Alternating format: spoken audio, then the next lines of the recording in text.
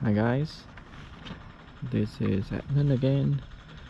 Sorry for not posting for a very long time. So of course Japan has been under COVID for extended period of time, and during this period I changed my motorcycle. Yes, so I changed from CBR650R to the NC750X. Some of you guys might think why that is the case. I will talk about it in another video, but today I really want to share with you about this bike and what are some of the changes I have made. So I mean, quite clearly the first thing that I've changed is one of the first things that I've changed is actually the screen, right? So the OEM screen is a little bit too short. I'm not tall by any means, but it's a little bit on the shorter side, and it does have quite a bit of a wind blast, especially at highway speeds, and it is also quite narrow. So initially what I did was I stuck with the original screen and just bought a clip-on visor at the top, but it ended up not to be the best solution. So I mean, the quality of the clip-on visor is also a little bit questionable. So I decided to go for, I wanted to go for a Buick, but for Buick what happened was I couldn't really find a seller in Japan for some reason. So instead I went for the Givi, and I think it's quite a good purchase. I mean, it's $200, but it's very wide. The fit is really nice, so if you don't change anything, your handlebar, your mirrors are not going to hit the screen at all. It is quite wide, and clearly provided more protection to my shoulders, etc. So I mean, what are some of my, I wouldn't say complain, but gripes about it? So I just hope that it's like one centimeter taller because I noticed that at highway speeds, you know, if I just bend my head down a little bit and I'm in that full quiet zone, but it's not comfortable to be in that position for a long time, right? So maybe you can see from here as well, the screen is actually curved upwards quite a lot, which helps to increase that height as well. So I think overall I'm quite satisfied with the purchase for the screen. What are the other changes that I've made?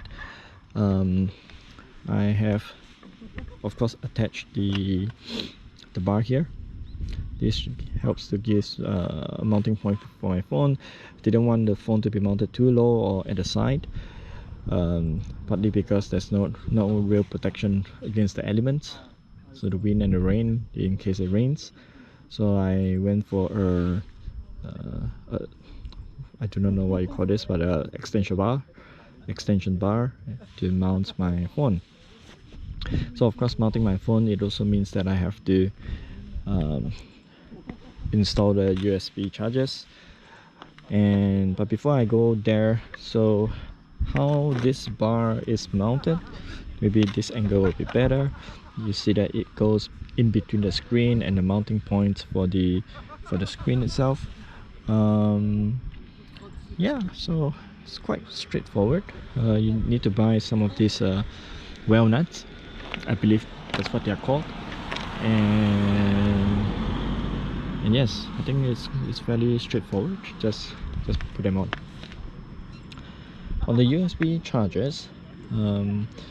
I went with these Daytona ones. They're quite popular. I mean, it's a very popular brand in Japan, and the installation it's not the easiest. I mean, I wanted the cables to be hidden, so what happened was I had to take out the entire left hand side of the fairings. There's not a lot of fairings, but there's, I mean, if you look at it, it's not a lot of fairing. Somehow this split into many different parts. I will put a link to another video where there's another YouTuber that, you know, went through the entire process of removing the fairings. I will not show you that because I did it at night and lightings were not good, so I think it's not great. So I just put a link to that instead. Of course, the YouTuber did it on the left hand side, I did it on the right hand side, partly because it's also easier to route the cable, but another reason is because I wanted to in the future potentially put the USB-C charger here as well. So that's on the left hand side. But so far 2 USB chargers seems to be enough, but if I have the third one, I can potentially have a heated pants and, you know, continue to ride throughout the entire winter. Yep.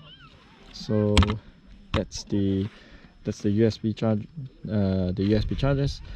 And how I connected them is so I put them under the fairings. Goes behind this panel. There's a battery behind, and that's where the battery is, and those are where your fuse are. And what I did was, you know, in my previous bikes as well, I would just remove the headlight fuse and put the cables to the headlight fuse. And yeah, I think that's all. I think that's all for the USB chargers. And I did some other modifications as well. So I installed this really cheap looking rear fender. It's like 3,000 Japanese yen or $30. I would have to say it's quite difficult to get a hands in. The space is really small. I think ideally you would like to remove the rear wheel before you put in the fender, but so far, I mean, yeah, it's been set up with a zip tie. There's a nut at the bottom. So far it's looking good. Maybe in the future I might want, if this fails, I might want to put one that screws down to these nuts at the side, but so far it's working okay, so no complaints on there. In terms of the splash protection, it's not great, but no, better than nothing. So today is a rainy day, which helps to test it as well. Yep. And what else? Yes, so right at the front, oh, there's an insect. Oh, there's a fly. I'm not sure what's that. I wanted to put a mudguard extension at the back. As you can see, it's there's some splash towards the front of the engine, but I decided against it. That seems to be too much trouble. I don't trust my skills to attach a mud extension flap, so I'll just leave it as that for now. But I did install these fog protectors. It's really cheap. I think it's like $10 or something. I think it's okay. It's worth the money just to keep the fogs a little bit cleaner than they would have been without them. Alright, so I think those are probably the main changes that I've made to the bike. What other changes do I plan to make? Oh yes, of course I have this I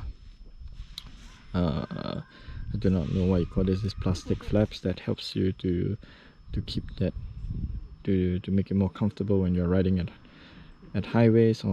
So this is really good. I've been keeping this for a very long time. I think I bought them 2 bikes ago, so that's like 5 years ago. Yep, and they work great. Yeah, I think that would be a very quick introduction of this NC750. I don't think I will, you know, touch too much about all the different details. I mean, this bike has been, the new one at least, has been released for almost a year now. So if you are keen to find out what are the features of this bike, I think there are tons of videos out there, so I'll not do that. And Yes, so please please subscribe if you like to know why I changed the bike from a CBR650R, so 2019 version, to this NC750. Before signing off, just to let you know, so I'm in a very nice place near Chichibu. It's called the Arima Dam. Now of course we are in winter, so you can see the trees are a little bit yellow, green, red. Very nice place that we have here, and as you can tell, it's very popular for motorcycles. It's actually my first time here, but I think it's really a nice place. I see that there's a cafe there, there's a restaurant there. I'm quite hungry, so maybe I'll hit there to grab some food. And let's see whether we can see anything out there. Nope. So, but today, I mean, except for a bit of drizzle and of course super cloudy day, I think the weather has been okay. It's not windy, so not too cold. Yep, that's all, and catch up with you in the next video. Bye.